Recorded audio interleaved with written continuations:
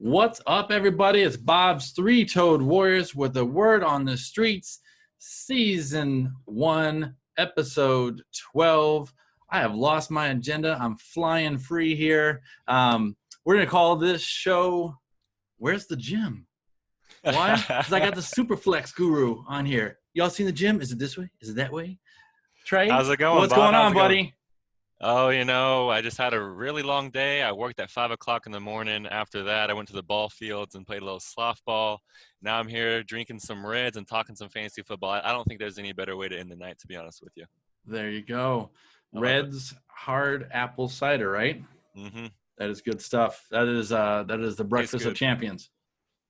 Yes, and for me, it's the dessert of champions as well. Dessert of champions. There you go. I'll drink that with my unofficial sponsor, Vanilla Crown, for the night. Ooh, Vanilla Crown. That actually sounds pretty good. I'm on the rocks. It's delicious. All right. So you can catch my podcast on Apple Tunes, Spotify, just about everywhere else. Don't forget to subscribe, rate, review, tell a friend. It helps out so much. Really appreciate it. Trey, let everybody know where they can find you, sir. Yeah, of course. So I am part of this community that I'm building in my website called the Fantasy Forecasters. The website's ffbforecast.com. We have rankings on there, Superflex ranking, Dynasty rankings, draft rankings, and everything is a consensus rankings as well. And there's 6 of us out there. So it's pretty averaged out. So at least in my opinion, it's pretty specific because there's 6 of us, so you're going to get a true ranking. And then I got the articles over there. We got all of our podcast episodes as well. And next week, we got 2 podcasts premiering as well. Me and fellow forecaster Shane's coming out with the Dynasty Vision. Nice. That's going to be coming out on Mondays. And 2 other forecasters, Robert and Bailey, are coming out with the Dynasty Force. That's coming out every Wednesday. So we got a lot of big things coming out, and we're pretty excited about it. 2020 season, we're hoping it happens. We're praying that it happens, but we'll see what happens. Okay, that's awesome. Congratulations to future success. I got to pop in on one of your streams. That was a good time. So I appreciated that. Talked a little fantasy football with you there.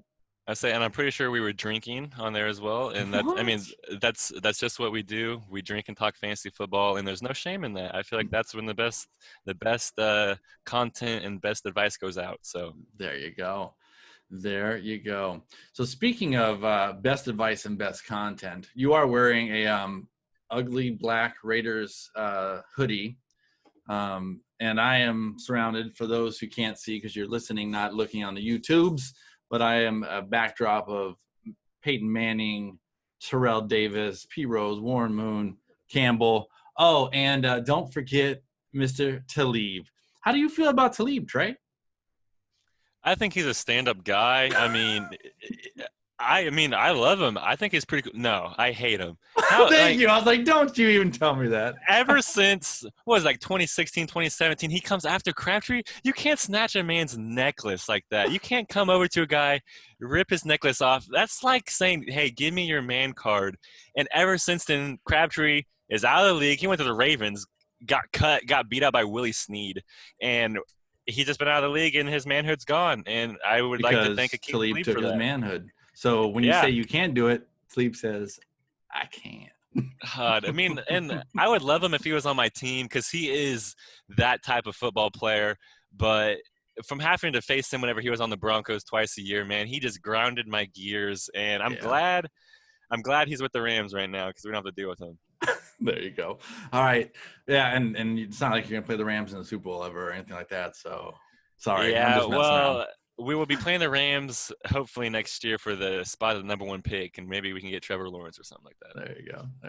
All right, so in this episode, we're going to cover Trey's recent article on Kareem Hunt. We're going to cover some listener questions and give away a listener league entry, and then we're going to talk about the top 24 dynasty rankings.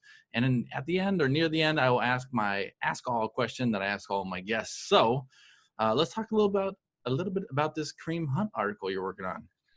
Yeah, so I was planning on it coming out today, but I had a long day today, so I didn't really get around to posting it. But it actually is funny. I started it out as a Nick Chubb article, and then about halfway through, I realized that Trey, you're really writing an article about why you love Kareem Hunt and why that he's going to be so involved in this offense and why. I mean, Nick Chubb's still going to have a role, obviously, but I think Kareem Hunt's going to be there because once he came back week 10 from his 8-game suspension, we saw a lot what he was capable of. He was actually outscoring Nick Chubb in the majority of weeks. I don't want to give out too much because I want you guys to read the article, but it's going to be awesome. Check it out at the ffbforecast.com. We got a lot of good stuff going on over there. Okay. So let's talk about some listener questions. How about that? So we got a couple of listener questions. I asked the question, if you want to win a free entry into the listener league, it's going to be an auction. We're going to do it on Yahoo. It's going to be awesome. It's going to be a great time. I'm jealous. I didn't know it was going to be an auction. I love auctions. I love auctions. Awesome. Exactly. Hey, you can win a spot too. I'm not biased. I'm going to enter into my listener question real quick, and maybe we can answer. Give me a super flex or running back debate question. Best one wins. And the cool part about it is I'm going to let you pick the winner of this question. So I'm gonna go over Detroit Beastie and JD's question. Detroit Beastie, Mr. Chris Robin, previous guest on the show. Shout out, Chris. There you go. Very active man on the Twitterverse. So his questions we're really going to answer when we go through the running back rankings. But he said Aaron Jones versus Fournette, Connor versus Bell, Mixon versus Sanders, and we'll hit those as we're going through your running back rankings. And then JD, who I love his Twitter handle. What do you call that thing? Yeah. Okay. It's at Sports Talk with no A 365. That's fantastic. So I'm guessing Sports Talk 365 was taken. So you took out the A. Fantastic name though. I love it. Nothing better than talking sports 365 days a year. So he said Henry versus Mixon, Clyde versus Taylor. You never hear that debate these days, right? Oh, I know, right? The everlasting Dynasty summer question. There you go. And then, I have the first pick what I do question, right? Yeah, I know, right? Yeah. And then the Fournette versus Gordon question. So those are some great ones that we'll hit, I'm sure, as we're going through the rankings. Here's two questions that were not going to necessarily be covered in there. The first one is, which dark horse finishes as the RB1? He said the RB1, not an RB1. He literally says the RB1. And this is coming from Mr. Tom Bombadil at Bombadil Fantasy, old Tom Bomb. So he says, which dark horse finishes as the RB1 this year? Old Tom Bomb's going with Nick Chubb. Hashtag Tom Bomb. Tom Bomb is in a sharing group with us. Good guy. And what do you think about his opinion on Nick Chubb there? Will he be the RB1? Well, I mean, we just kind of glossed over my article about Kareem Hunt. I know. That's why I thought I'd bring that in real quick there. If Nick Chubb is the RB1, I don't know what's going to be happening in that Cleveland backfield. I mean, that must be a scary offense if Nick Chubb is the RB1, but I will be loving that if that happens to have Nick Chubb in a couple of leagues. But, I mean, obviously everyone's going to be saying Christian McCaffrey. But dark horse, I mean, I might have to go with my guy, Austin Eckler. I feel like that's a dark horse, and we saw what he was capable of the first few weeks whenever Melvin Gordon wasn't there. And I'm not buying that that Justin Jackson or that Joshua Kelly is going to have a role. I mean, they're going to be there, but I don't think they're going to have a role that's going to be cutting in to Eckler's touches because – he's going to be involved in the passing game. He's going to be at least targeted double digits every game. And then he's going to be given, in my opinion, the lion's share of the rushing yards as well. Sure. Regardless who's starting quarterback, Tyrod Taylor or Justin Herbert, they're going to be checking down to him. He's going to be their safety blanket. So no matter what the situation is, he's going to be thriving. Sure. For me, Austin Eckler, I have him, we'll talk about him later where I have him in my rankings, but I have him as my dark horse. I didn't want to choose anyone that I have as my as an RB1 because, in my opinion, anyone that's in my top 12 has a good chance at being the RB1. So we'll see. Okay, I like it. We have another one. I have two more here. This one, did I really have two Hunt questions? Yeah, they knew you were coming on in your article or something. We'll see. I think I read this one pre-show. He said if the designated starter goes down, which backup would you want to have as your highest upside? So who's your number one handcuff? I don't want you to give away your whole article here, but who's your number one handcuff? Personally, I was thinking Kareem Hunt, which is funny because you wrote the article on him. Would you have a different one and why? Thanks in advance. That is from @HuntingGW, Mr. William Fazenden, who won an entry last week, so he is not eligible to take 2 spots. That'd be collusion, sir. So I pick 1 and I pick 2. Yeah, exactly. Exactly.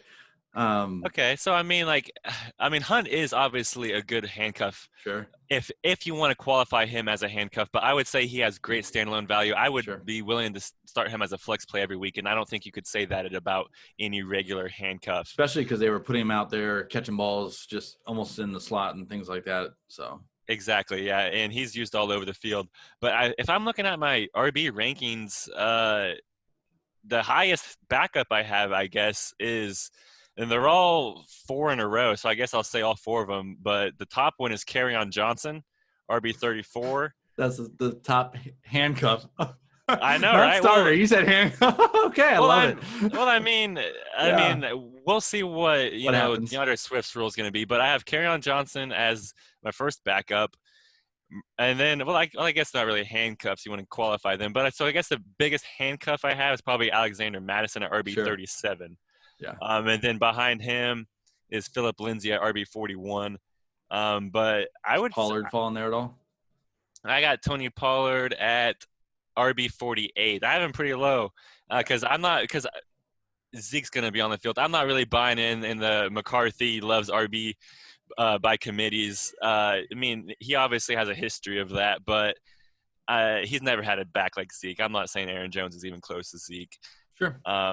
So for me, Alexander Madison, and we'll see what his role is going to be with Dalvin Cook, with the new CBA that just got passed last offseason. Adam Schefter came out and said he literally cannot hold out. Yeah. So, I mean, we'll see what happens. So I feel like Alexander Madison, if you're buying high on him, it's probably not the right move right now. So yeah. I would prefer to sell high, especially since this is going to be his peak value. Yeah, holding out didn't do Gordon much favor, and now it's worse. So I would say I think the Chargers offered him more money than the Broncos did. I'm pretty sure. I'm pretty sure the same thing happened to Le'Veon Bell. So I don't know why they keep doing this. Like, you learn your lesson and move on. Like, stop being running backs. Go play wide receiver or something.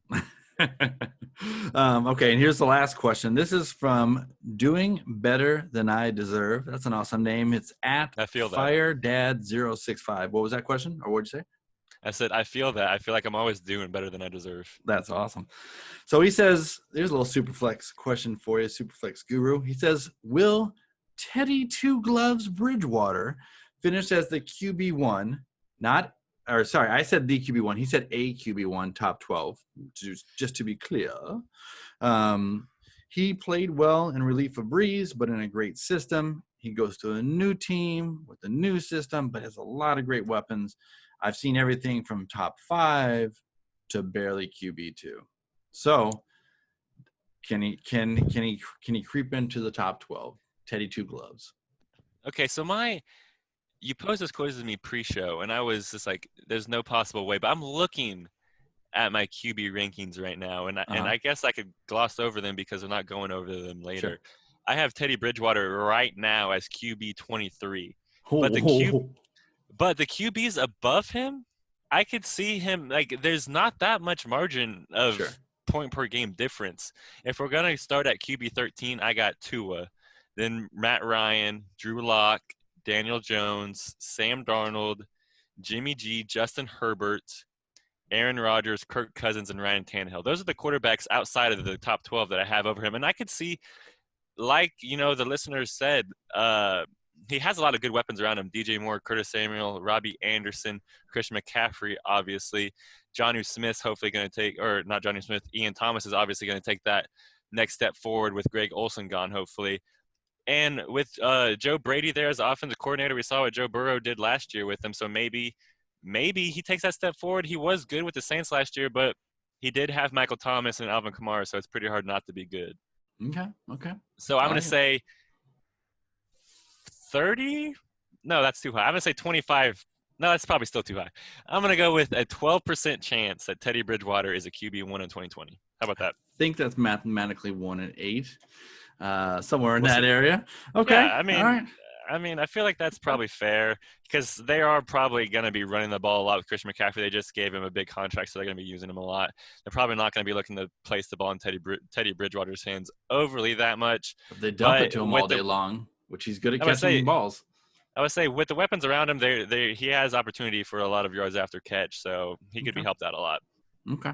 So, you ready to give away a spot in the listener league? Man, dude, they both were good questions. Okay, so Tom Baum said that he believes that Nick Chubb is going to be the RB1. The That's a spicy RB1. hot take. Yep. Now, is it more of a spicy hot take than saying that Teddy Bridgewater is going to be a QB1?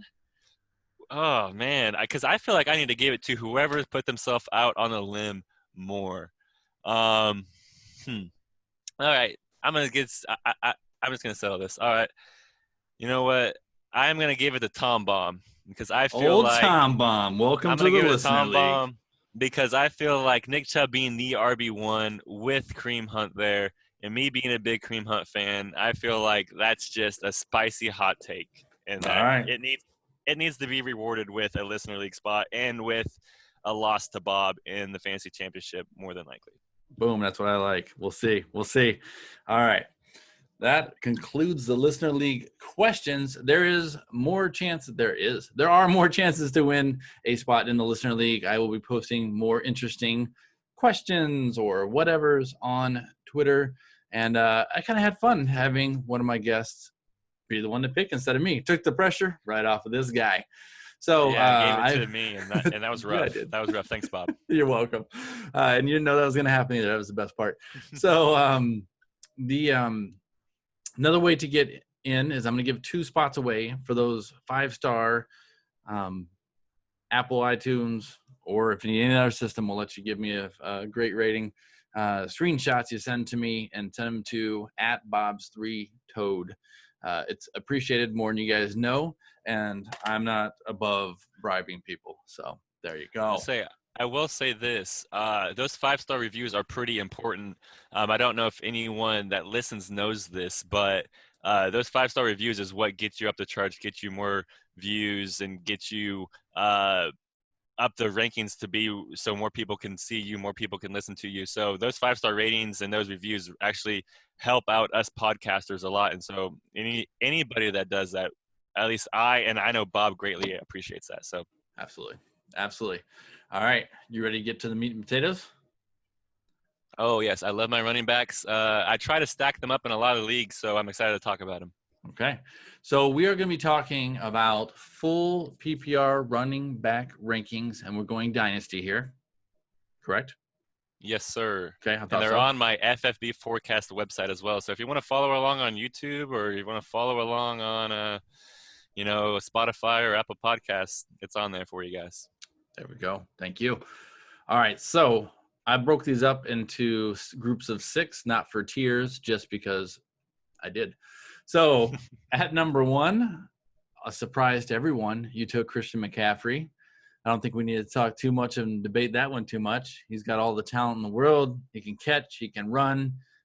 As of yet, he's been super durable. He's 23 years old. Is that now or is that when the season begins? How do you rate? That is current age. Any age that I have on there is updated every time that I do it. So it's always very current for everybody. Awesome.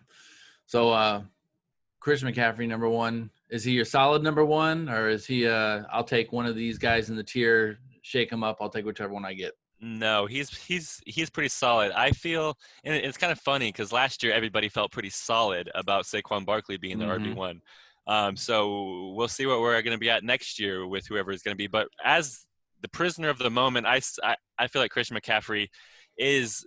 I feel bad for saying that, not a notch above Barkley, but Barkley wasn't McCaffrey last year whenever it came to points per game and to winning you weeks single-handedly. And I think that even with Teddy Two Gloves, as the listener likes to call him, he's going to produce because he's definitely going to be his safety blanket there. So awesome.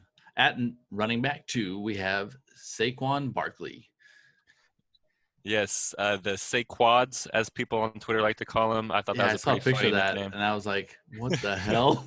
Yeah, I mean, people are a lot more creative than me. But yeah, I don't know. It's my RB2, 23 years old as well. Uh, he's in a tier by himself as well. I have Chris McCaffrey in a tier, and then I have Saquon Barkley in a tier as well. And then with Daniel Jones there, it's the same thing as Teddy. He's going to be the safety blanket. He's going to be the workhorse on the team. Is going to be getting at least 25 touches a game, and that's what you look at for a workhorse back. So Sure. I watched a game with not Daniel Jones quarterbacking, but Manning quarterbacking, and they're losing. And I watched them get like 5 8-yard dump offs in a row. I'm like, come on, man. yeah, I mean, we'll take that for fantasy. That there's a point, there's a point, there's a point. Yeah, But I mean, it's rough to watch. But I mean, with Saquon, you know what you're gonna get with him. It was kind of concerning him getting injured last year. No one really expected that to happen. And I'm pretty sure it was a hamstring as well, so that's even more concerning. So we'll hope that it doesn't linger, and I don't expect it to. So so a hamstring and a high ankle sprain. I was about to say I think there was a couple injuries last year for him, which was kind of concerning. All right, so those two gentlemen are in a tier of their own. How many people, without saying the names, how many people do you have in this next tier? 1, 2, 3, 4. Four 4. people. Okay, so it cuts off right there. Okay, awesome. So that's number 2 through 6, and that is Zeke Elliott, Dalvin Cook, Alvin Kamara, and Joe Mixon. Yep. So let's talk about those gentlemen. And I mean, and that's kind of where it is. And it's funny, those 6 pretty much came into the league together. The youngest one's 23 and the oldest one's 24. So they've all been in the league for the same collective amount. And we've seen what they're capable of for the past 2 to 3 years. The first one, Zeke Elliott. It's I might drop him down a little bit more since he has COVID. Who knows? But No, he's he's gonna cure from it and he'll be invincible. What are you talking about? I was say it might be good. Nobody's going to want to tackle him, so I mean that might be good for him. But yeah, he's my RB3. Like I said earlier about Tony Pollard, I'm not buying into the RB by committee. I think he's still going to be their workhorse by a big margin. They paid him all that money last year. Jerry Jones is not going to let him just sit on the sidelines and have Tony Pollard go in there. He's my RB3. RB4 is Dalvin Cook. I don't like, and like I said about Madison, I don't think that Dalvin Cook's going to hold out. He legitimately cannot with the new CBA. He will be getting fined heavily every day. And it used to be they were getting fined at the start of week 1, but now they're getting fined at the start of training camp. So that's even that's such a big increase of fines. So I think he's going to have to return. I think when it comes down to it, he's at 13 million. Vikings are at 10 million. If push comes to shove, they'll at least meet in the middle, or he'll accept 10 million because that's still a big chunk for running backs. Alvin Kamara, RB5. He was interesting last year. We were kind of hoping he was going to be the RB1, but he didn't quite get there last year. With Latavius Murray there, Latavius was stealing a lot of the goal line touches, and we're hoping that he doesn't do that this season. And I'm hoping he doesn't have, because with Drew Brees hopefully there for the full year, Drew Brees is going to pepper him all season long because it's not the Drew Brees of 5 years ago where he's throwing the ball down the field. He's a lot more of a line of scrimmage quarterback. So that's where Alvin Kamara is going to thrive. So And then I'll cut in real quick on Kamara. So are you that concerned about Latavius? I mean, think about it. I have a name disease, and now I'm drawing a blank on the name. Baltimore Ravens running back. Mark Ingram. Yep. This is the charade game I will play. It's fun. So Mark Ingram was there. They both produced very well after he got back from his 4-game suspension. Now, they went very run-heavy that year, and they do have more weapons at wide receiver, I would say, than they did then with my man Emmanuel Sanders joining the team. So are you really that concerned about Latavius cutting in and hawking, since we've seen it happen successfully with Ingram and Kamara still have a huge year? Yeah, I mean, obviously I'm not that concerned since I have him at RB5. He's still very high. True. But I feel like the goal line isn't going to be there, and that's where us fantasy owners love. Obviously those points per catch is nice. Those points per 10 yards, but those 6 points is really what wins you the weeks. And like you said, with Manny Sanders going there, it kind of hurts his pass catching value as well, because Manny Sanders is going to be, I mean, he might be Drew Brees' safety blanket across the middle. So we're going to be interested to see it. Also with Adam Trotman there, I believe that they're going to be running a lot more 2 tight end sets with him and Jared Cook. And they So have there's a lot more. they have a new play that's not a quarterback anymore, designated a quarterback anymore, that can catch balls too. And he's fast. I would say, yeah, they got Taysom Hill there. They got Jameis Winston. It's going to be an interest. I mean, the Saints is going to be an interesting locker room for sure. But yeah, Alvin Kamara RB5. I'm not overly concerned, just because we know what he's going to bring for at least PPR. If it's a standard league, he will move down pretty significantly. But Joe Mixon, the end of the tier is end of the tier is Joe Mixon, 23-year-old Cincinnati Bengals. A lot of people are buying him at the moment, but I will say this. We have Dalvin Cook's holdout coming. Joe Mixon's is coming as well. But like I said, holdouts really aren't the thing anymore. They legitimately cannot be a thing with the new CBA. So once you hear a holdout, don't sell him. Don't react and sell him for Leonard Fournette or some crazy RB that you're going to know is going to be there. Joe Mixon, we saw what he could be with Andy Dalton last year and Jeff Driscoll and Ryan Finley even. And it was rough. I remember midway through the season last year, I saw fantasy polls on Twitter, Joe Mixon or early 2020 seconder, Joe Mixon or, some scrub. And I'm sitting here and Joe Mixon is almost losing those polls. And it's kind of funny that you need to realize, don't sell somebody at their peak bottom, because you're not going to get it. Sure.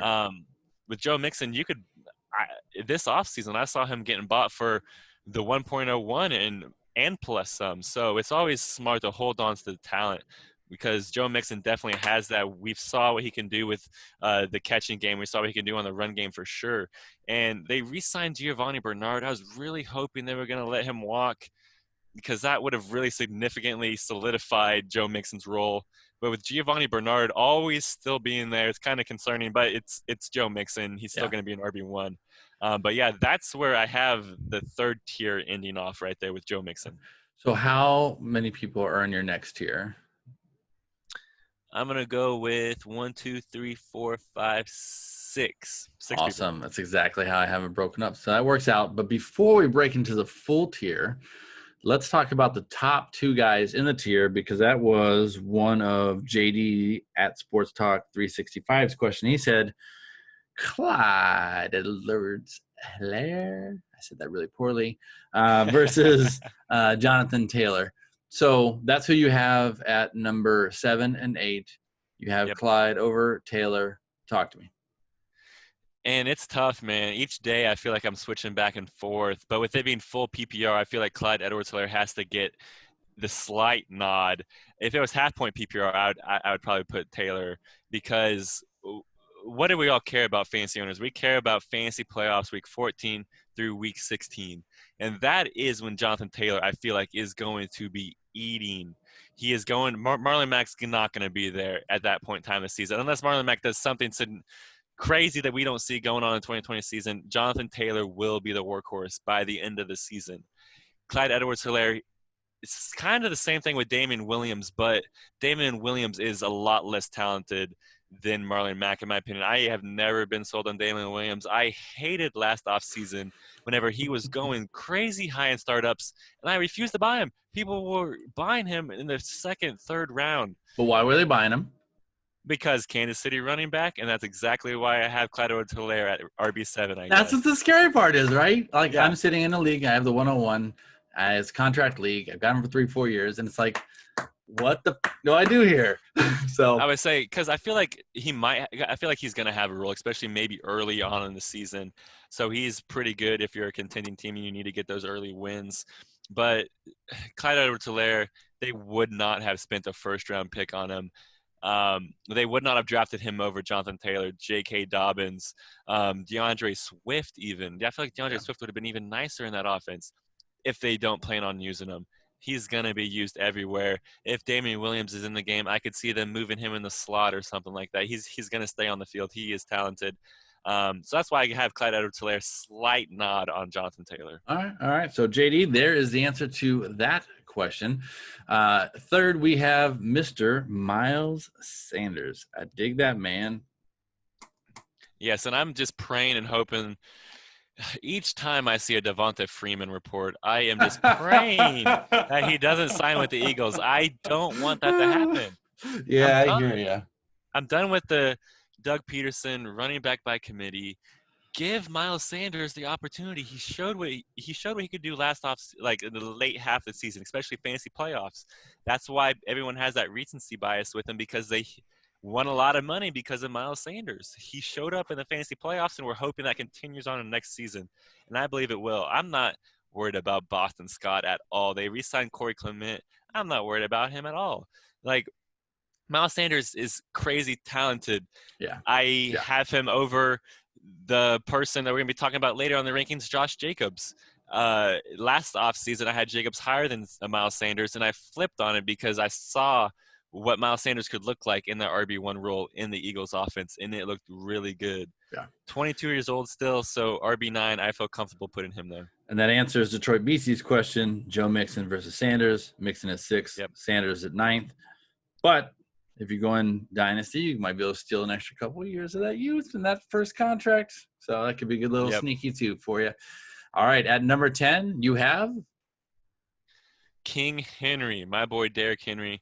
I love Derrick Henry. I'm tired of seeing everyone slander him. I mean, everyone's talking about his usage rate. I don't know if like, have you seen his stats from high school? He literally no. Okay, it was going all over Twitter last offseason. He got like he was averaging like 300 yards a game, like 50 carries a game. He was heavily used in high school, and he was heavily used in college as well. But tread on the tires. A lot of people forget though that he was not used his first few years in the NFL. DeMarco Murray was there, and he was not used his first 2 years. I remember being a fantasy owner of him, and I was screaming from the rooftops, put Derrick Henry in the game. Give him that workhorse role. We know what he's capable of. And they're like, no, we're going to keep on with DeMarco Murray after he's fucking dead. Yeah. And now he got that workhorse role last year, and people are always like, oh, he's been run dead into the ground. He's 26 years old. He's almost there. But for 2020, I'm buying him. If this was redraft, we're talking dynasty rankings. If this was redraft, I'd have him probably as a top 5 running back. Okay, nice. So the Henry versus Mixon question: Henry 10, Mixon 6. There's the answer for you there, JD. But if you're talking redraft, I will have Henry over Mixon. So just depending. Very fair. Very fair. And I didn't really specify which one it was. So there you go. Next up, we haven't mentioned this guy's name enough. We have Nick Chubb, followed by Josh Jacobs, number 11 and number 12. Yeah, and I have had a lot of people in my mentions saying I'm crazy low on Nick Chubb, and I'm sure Tom will be in my mentions. He has him as maybe the RB1, but I feel like this is more about Kareem Hunt than Nick Chubb. If Nick Chubb had his workhorse role in that offense, if you remember correctly, before the 2019 season, the Browns traded away Carlos Hyde. And we were saying, oh, my God, yes, finally, Nick Chubb has the offense to himself. Finally. Startups, he was going first-round value, like pick 8 through 12. And that was really good for what he did his rookie season. And then they signed Kareem Hunt, and his startup value dropped all the way to the 3rd or 4th round. And that's just because that we know the volume's not going to be there for him. We know he's crazy talented, but it's impossible for him to get the volume that's needed for him to be one of those elite running backs like Zeke or like Dalvin even, because he's not going to get that passing game role. He has never been really a good pass catcher. And I mean, you got to take that into account, especially in full PPR. So that's why I have him on the fringe of an RB1. And it kind of hurts putting him there.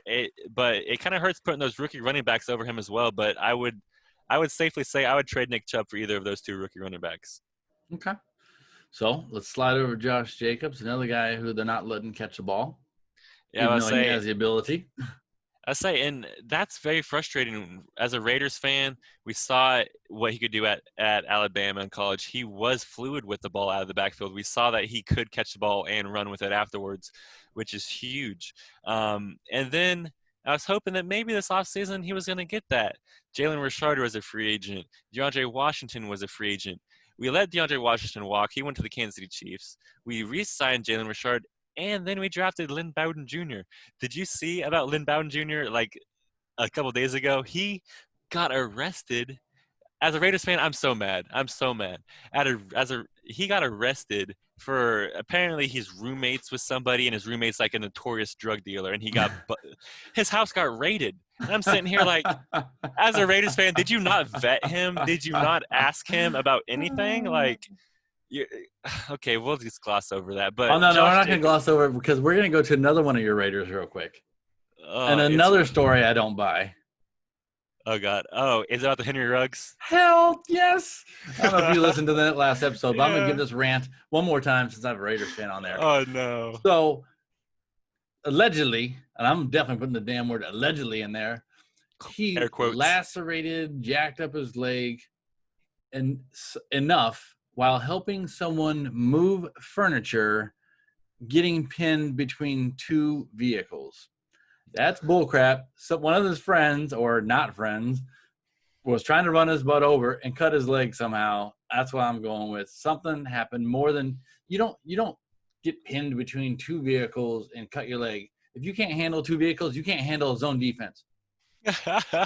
And how does that even happen? I was moving actually last week. I cannot think of a situation where I'm like, all right, let's move this couch up. Let's put it in the bed of the truck. And then I get pinned by a vehicle. Henry Ruggs. No, he got pinned by two vehicles. He didn't get pinned by the couch and the vehicle. That makes sense. He just got pinned between two vehicles. It's a classic Raiders. They're like, all right, this guy, all right, he looks like he's trouble. Let's just draft him first round ahead of CeeDee Lamb, ahead of Jerry Jeudy, ahead of all this amazing elite talent. Let's draft a guy that can run 4.2. Sure, why not? All right, so in the middle of that action, we do like Josh Jacobs. Mm-hmm. Let's talk about your next tier. This is 13 through. Okay, so I got 3 people in this tier. Okay. All right. Actually, four. Don't mess me up like that. Yeah. All right, I got the 4 highlighted.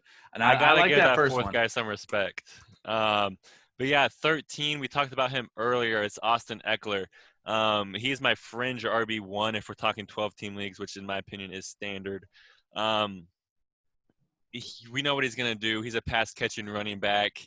He was not overly used that well in the running game, but I mean, the options that they have there, Justin Jackson and Joshua Kelly, I mean, I guess I don't know what Joshua Kelly might look like in the NFL, but his draft capital doesn't scream elite Correct. talent. Sure. So I'm drafting Austin Eckler in hopes that he could be an RB1. If I could have him as my RB2 or even as my flex play, if you're going RB, that would be a really good squad. So I have him as my RB13, and he's still only 24 years old, and he just got that contract extension as well. So he has some long-term security. Sure. And if you're drafting Austin Eckler, if you drafted Austin Eckler last year because of Melvin Gordon holdout, thinking, all right, he could be something. I can get him in the 5th, 6th round here, whatever. And he turned out to be the Austin Eckler that you loved until Melvin Gordon came back and took some of that away, but he was still serviceable, still helped out your team, and he got you a great start for where you drafted him. He's the same Austin Eckler. He does have a different quarterback that may or may not dump off like crazy, but he's still the same talent. I would say, yeah, and I was in my home league redraft, and like you said, he was drafted 4th round because a lot of people didn't know what the Melvin Gordon situation was going to be. And I mean, for a guy that was holding out last year with Melvin Gordon to get that 4th, and he was still getting that 4th round startup value, just goes to show what people think about him. We all know that he's talented, which is kind of funny. He was from like Western Colorado or something like that. It was some small school, and he still made it in the NFL. And because he knows his role, he knows what he excels at, and he attacks that on every down, and that's what I love about Austin Eckler. All right, so at number 14, we're going to slide a rookie in here who may or may not have much value this year. A little TBD, but that rookie is? J.K. Dobbins. There's no J.K. about this. There we go. I'm not just kidding. I have him as my RB14, 21 years old. Some people might say too high. This is dynasty rankings. And even in redrafts, you could draft him maybe in this spot because I would say he's just like Jonathan Taylor. the value is going to be there in the fantasy playoffs. Who knows? Mark Ingram was injured in the fantasy playoffs last year. He wasn't serviceable. So quite possibly, same thing could happen this year. Mark Ingram is getting up there in age, so I could very much likely see J.K. Dobbins having a role, even if Mark Ingram's there. We know that the Baltimore Ravens are going to be running the ball 40-plus times a game. Gus Edwards had a role last That's year. what I was about to say. Thank you. I would say if Gus Edwards is going to be a serviceable flex play, then J.K. Dobbins, you can plug him in there, and you know that he's going to be extremely talented. And Lamar Jackson is going to be finding him all over the field. So I'm smashing J.K. Dobbins. And for Dynasty, I always project 3-year windows. Next year, Mark Ingram's a free agent after this season. J.K. Dobbins, I could see him being first-round startup value next year. With the Ravens, run-heavy offense, I could easily see that. He's free for the Ravens, and they don't have to pay Ingram, and nobody likes to pay anybody these days. So There you go. So talking about people getting paid, Mr. Kenyon Drake got paid, your RB15 to the Arizona Cardinals. Yeah, and I feel like I'm slightly low on him. One of our forecasters, Blair, he released an article about Kenyon Drake. You can check that out on the ffbforecast.com website. He actually has Kenyon Drake as a top 8 play. Ooh. And I don't feel like that's overly spicy. It honestly depends on what Chase Edmonds' role is going to be. If we saw the Chase Edmonds of what he did with David Johnson on the field whenever he was getting those touches and he wasn't injured, then it might be a little dicey on if Kenyon Drake's going to be a RB1 or a high RB2. But if Chase Edmonds isn't have that role, he just has that change of pace back, and Kenyon Drake's getting 20, 25 touches a game, then I could easily see him being a weekly RB1 possibly, because we saw what he could do in the fantasy playoffs whenever he was in the zone in that Cardinals offense. And I feel like with Hopkins there especially, that is going to open up the field so much for Kenyon Drake.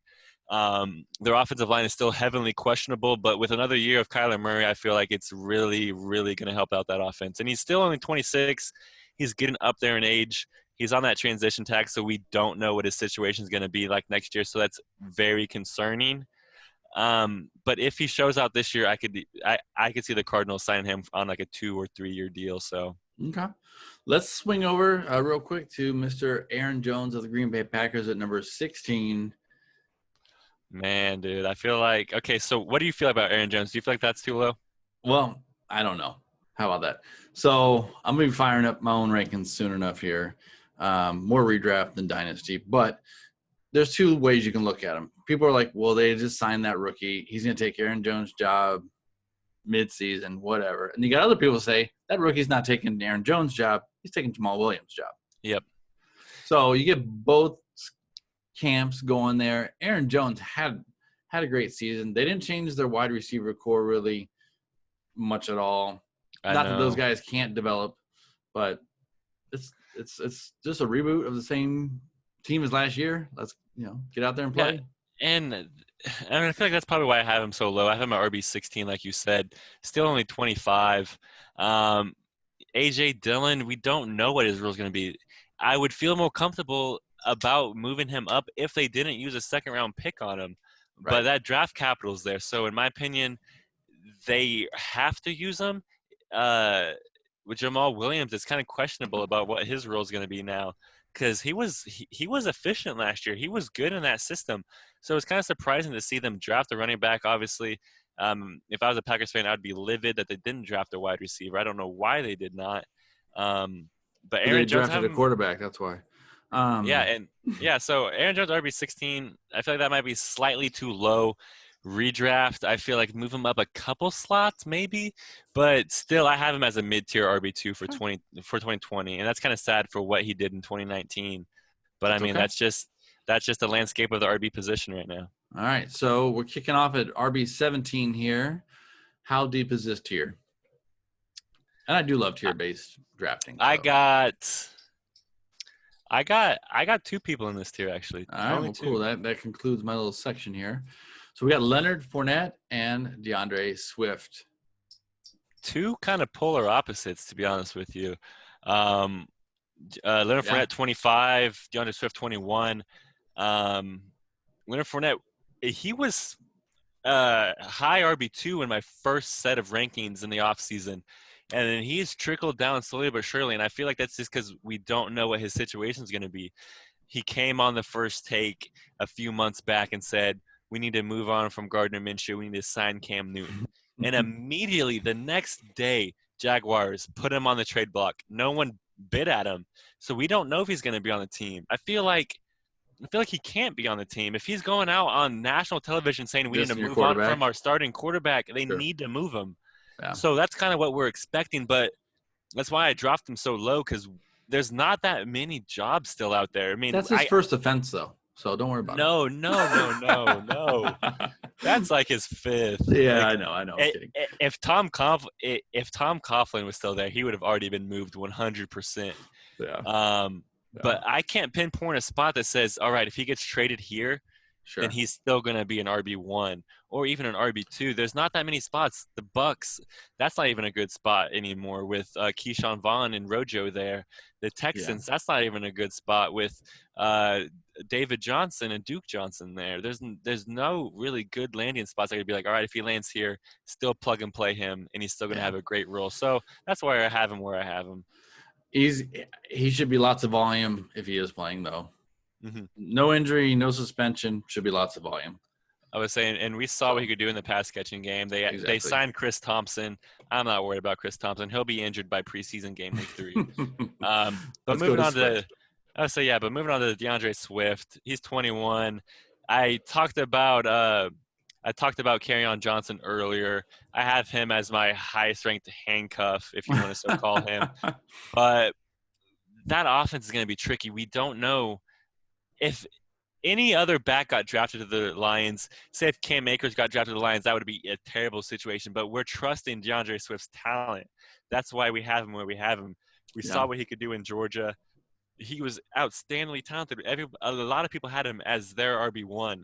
And, of course, he landed in the absolute worst situation with the Detroit Lions. And that's not a knock on them. If Kerryon Johnson wasn't there, DeAndre Swift would definitely be an RB1 for me. But Kerryon Johnson's there, and Kerryon Johnson's going to have, in my opinion, at least 40% of the workload, at least DeAndre Swift's rookie season. So it's going to be a rough rookie season if you're drafting DeAndre Swift, but you just got to hold and hope that maybe they end up moving Kerryon Johnson. Yeah, and I'm just going to take this one and drop it right here and walk away. That's a sneaky, fun offense. And that's all I'm going to say. It really can be this year. I love Matthew Stafford. Exactly. Stay healthy, man. So, Mr. Chris Robbins, Detroit BC, that answers your Aaron Jones 16 versus Fournette 17 question. Close. So, very close one. Very good question. The next tier, starting at 19 through – there's 24. It went all the way down another section there. I was like, where did the last guy go? How far does it go? I'll put 1, 2 – I'll put 3 people in this tier. And then the next tier is going to be 3 as well to finish it up. All right, cool. So we have, I'm going to say this tier all together. We have Cam Akers, Todd Gurley, and Melvin Gordon. And I really feel like that is 3 different people in 3 somewhat different places. The last 2 I almost have to put in the same. No, they're just different. So I know. So I know. No, but they're all the same. I don't know. Okay, so you talk Cam Akers for a minute. Go ahead. And Cam Akers is interesting. We all know what happened last offseason. What's his name? Darrell Henderson. Yeah, I would say Darrell Henderson freaking was the offseason love master. Yep. Everybody was buying him, and everybody was saying, Darrell Henderson, RB1, Todd Gurley, get out of town, you're a bum. And Darrell Henderson did absolutely nothing. I remember last offseason people were drafting him in the back end of the first round. And then he had surgery. Yeah. And I'm sitting here like, guys, this isn't going to work. And then, I mean, Darrell Henderson versus Cam Akers, it's an interesting conversation. A lot of people have been talking about it all offseason, and I'm pro Cam Akers. A lot of people are saying, oh, he was bad in college because Florida State's offensive line is garbage. That's very true. If you're watching any tape, any game, you can see that he was hitting the backfield more often than not, and he shrugged that first tackler and tried to make something out of nothing all the time. So we know what his talent is. The Rams, it might be something similar. He might be getting hit in the backfield a lot, but we'll see if, Cooper Kupp, and we'll see if Robert Woods can take the pressure off of him so that he could have those running lanes. I'm a big Jared Goff believer, so I'm pro Cam Akers. All right. I like it. So next two are the young old guys. Yeah, I know, We right? got a guy here who was the Saquon Barkley of what, 3 years ago Oh, or dude, 4 years ago? Tomato, you tomato. And you could now not he's a myth. you could not get offered enough for Todd Gurley, my RB21. If Yeah. someone offered you freaking 20. five, oh yeah, sorry, yeah, RB20. If someone offered me 5 first-round picks in 2018 for Todd Gurley, I'd say get out of town. This guy's going to be a stud for the next 3 years. And then you get hit with the arthritic knee in the face, and then he's just not himself. But he's going to be the workhorse for Atlanta, so you have to give that something. Devonta Freeman was still a serviceable RB2 when healthy in that offense. So at the very least, you could say Todd Gurley is more talented than Devonta Freeman. He's going to be a more efficient. And he So definitely I'm has the opportunity here. yeah, and I mean he's still only 25. That's still crazy young for how old you probably think Todd Gurley is. Todd Gurley's been in the league for so long. He was on the St. Louis Rams for goodness sakes, and he was on that team for 2 years. So he's been in the league for a while now. I feel like, uh, but he's still only 25, RB20, Atlanta Falcons. You know he's going to get the carries and touches that he needs. And then moving on to 21, they were both free agents this offseason, fighting for position, fighting for that good landing spot. Todd Gurley got the better one. I agree. RB21 is Melvin Gordon, Melgo. Bob's a big Broncos fan, so I would love to see what he says about what he says about Melvin Gordon after I give my spiel. Give your But spiel. he's 26. He's getting up there in age. It's very concerning. He didn't sign a big deal. I think it was only like $8 million a year, which I feel like that's a big discount for Melvin Gordon. He's never been very efficient, but he knows how to find the end zone. He's always been a big touchdown guy. You know that he's going to be efficient when it's inside the 20, and he's going to find the nose for the red zone. But he's never been very efficient, and with your offensive line, it's kind of questionable to see what he's going to do. And then add in Phillip Lindsay, then add in Royce Freeman. That's why I have him almost outside of an RB2 at my RB21, but his talent's still there, and I'm kind of hoping that he edges Phillip Lindsay and edges Royce Freeman out of there and kind of handles the lion's share of the touches, but we'll see. Yeah. So as a Broncos fan, all my Broncos running backs are going to have 1,500 yards. All three of them. I think they're all three very talented backs. I've said that many a times. I felt like the two we had were sufficient to have a great season. We just needed to fix the offensive line, get the ball moving down the field, open it up for the running backs, all those wonderful things to make a team work, right? Melvin Gordon coming to the team, I'll take that all day long. I think he has a lot of great talent. I think it's a great addition. Will they still give Lindsay more? I doubt it. You paid him too much not to use him as the main guy. So I like Melvin Gordon here as the RB21. Okay, now I will say this. Okay. As a Broncos fan, they let Chris Harris Jr. walk. They paid Melvin Gordon the same amount of money that Chris Harris Jr. got. Which one would you rather have? Well, literally, they both got paid $8 million a year. Well, because I felt like we had enough running backs that were good, I would have been okay without taking Melvin Gordon on the team. I felt like it was an extra. But if you can have those three as your running backs, slide Freeman over as your backup, or trade Freeman out to to a team and get some good capital for next year, I'm okay with that too. When Gurley goes down. So it's honestly inevitable. Yeah. So yeah, we'll see. But go Broncos, not the Raiders. And then finishing off your third tier here, you have I'm gonna say so I got very different. This tier is very different. Very weird. Yeah, so I'm gonna talk about these three players, and I kind of after this want to say names that were left off that might be surprises to people because they're not in my top 24, but I don't feel like they're going to be very good. But 22, I have David Montgomery. The Chicago Bears, I don't know what to expect of them. Matt Nagy, he needs to get fired. I do not like Matt Nagy. He's in over his head. He did not call plays for the Kansas City Chiefs. I am a Raiders fan, living in Kansas. I know the Chiefs. He did not play. He did not call plays. That was all Andy Reid. He got given the Chicago Bears job and has done absolutely nothing with them and has been over his head. They need to move on to a guy that actually is capable of running a successful offense. So David Montgomery and Allen Robinson. And I'm probably going to catch a lot of flack for this, but I believe if Mitch Trubisky had a capable offensive coordinator or head coach, that he would have been successful. At the very least, slightly successful and not the player that he is right now. But I love David Montgomery. He's going to be the pass catching back there. I'm not buying Tariq Cohen. They moved Tariq Cohen a lot over the field to the slot everywhere last last season. Yeah. So even if Tariq Cohen has a role, I'm buying David Montgomery. Okay. I like it. With Raheem Mostert, RB23, I felt like that might have been slightly too high, but I'm buying him. He's 28 years old. That's pretty high for a running back. He did not do anything prior to last season. So he's still fresh, other than breaking his arm. Yeah, fresh legs, as you would like to say. Exactly. I say they got rid of Matt Breida. San Francisco, I always feel like it's which week is their week is the problem that I have. But I know. I like his talent. I just wish they would use him consistently. Yeah, and who knows what's going to happen with Tevin Coleman. He was injured a lot last season, so who knows what role he's going to have this season.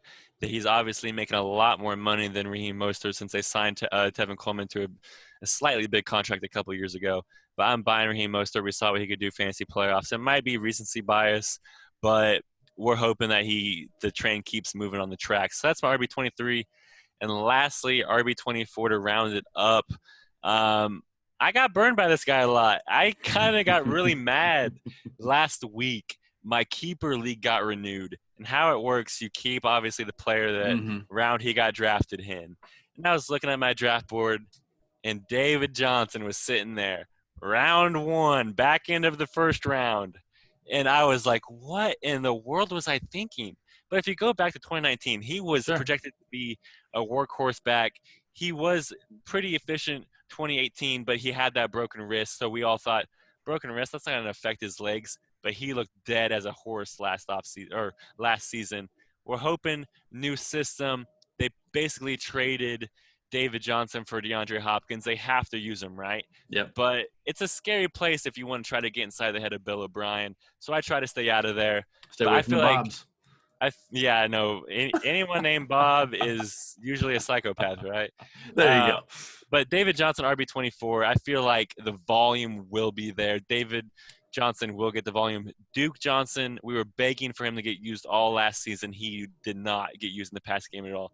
Deshaun Watson's not the quarterback to check down to the running back. That might change with DeAndre Hopkins gone. But even if he does check down, David Johnson is a very, very capable pass-catching back. Absolutely. So that's rounding out my top 24, RB1 through my RB2s. There's a few hot takes in there maybe, but I felt like any running back that I have in there, I would feel comfortable. If I'm going zero RB, if I'm going wide receiver heavy, I would love to have anybody in my last tier, David Montgomery, Raheem Mostert, or David Johnson as an RB1 if needed. So I feel comfortable with that. All right. We're going to do the Ask All question as a lightning round. Do you have your redraft ADP up? I do. I went to Fantasy Pros for that. That's where I'm at. Perfect. I say. All right. So we are looking for a QB, a running back, and a wide receiver, one of each, that you could possibly see finishing in the top 5 of the season, but you're able to draft them as the 13th or later at their position, not the 13th round or later, but at their position. So RB13, RB14, RB15, that kind of thing, or later. But you can see them sneaking, having a good year, and finishing in the top 5. So let's start at quarterback, which I think is probably the most slam dunk area of this layup to me. But what do you got? Who do you think could make it in there? All right, we'll see what happens. I wrote an article about this guy. He was part of my Guru Grinders article. You can check that out on the ffbforecast.com website. And I don't understand where this slander is coming from. The volume will be there every season. I'm talking about Jared Goff. Dang it. I had my guess and I was wrong. Quarterback of the Los Angeles Rams. Okay, quick. Who did you think I was going to say? With your love for Stafford earlier, I thought you were going to say Stafford. But Goff has a ton of volume too, so I dig it. I have Stafford as my QB 10, so I am really high on Stafford. Okay. but Jared Goff needs to have some respect. I'm tired of seeing it. On Twitter, he was second in the league in passing attempts last year, second in the league in passing yards last year. He was, if you look at his passing yards to touchdown ratio, it was crazy. He was not getting the touchdowns, and that's going to definitely have some positive regression in 2020. So I would be buying Jared Goff. And the crazy thing is, he still finished as a QB1 last year, and people are still discounting him like he was garbage, because the year before when they went on that Super Bowl run, he was absolutely godly. And people saw him have that slight dip, so they're expecting it again.